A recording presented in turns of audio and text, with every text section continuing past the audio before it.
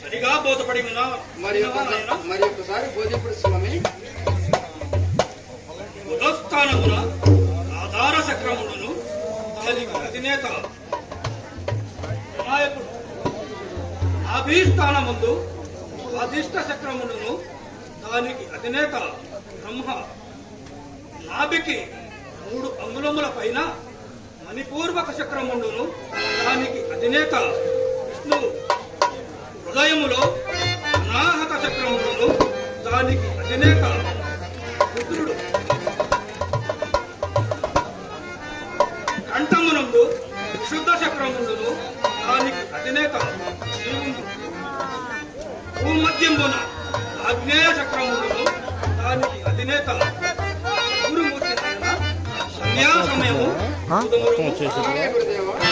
మొత్తం అంటే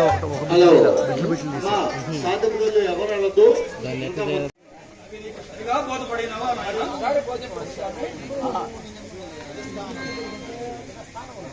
ఉదస్థానమున ఆధార చక్రములను దానికి అధినాయకుడు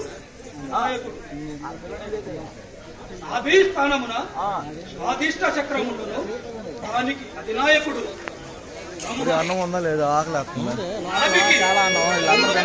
పైన మణిపూర్వక చక్రములను దానికి అధినేత వైద్యాన్ని పనిచేయగారు చచ్చిపడిపోయిద్దా అని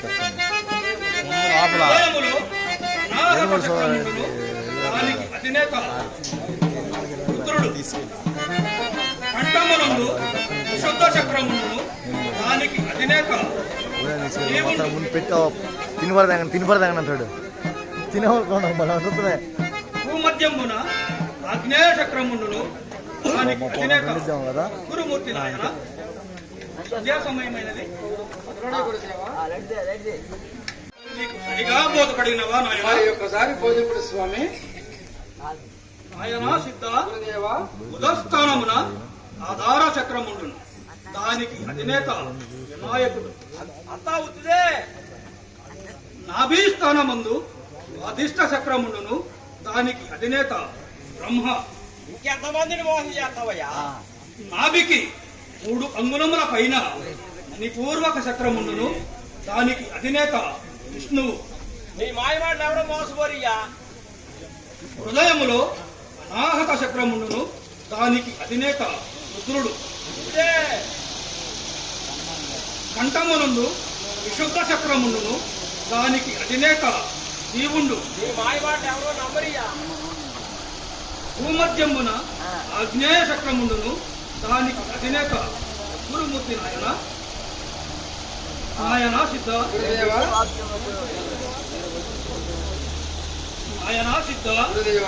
నేను పలుకు ప్రతి వాక్యమునకు ప్రతికూలముగా పలుకుతున్న మనుషుడెవరో చూడు నాయన.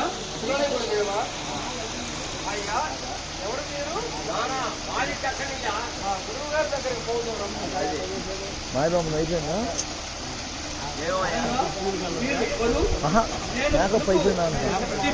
అడుగుతుంది ప్రతికూలముగా పలుకుతుంటివి. ఏం చెప్పాడు నా బొంద? నిన్న మీ ఇద్దరు చెట్టు కింద చెప్పుకుంటున్నా దేహంలో దెయ్యాలో దేవతలు ఉన్నారని. అది నిజమేననుకుని నిలువునే నా యాద కూడా తప్పుకున్నారు కదా. ఆయన ఇంత ఆగ్రహమునకు కారణము చెప్పుము. దాంట్లో ఉంటే కదండి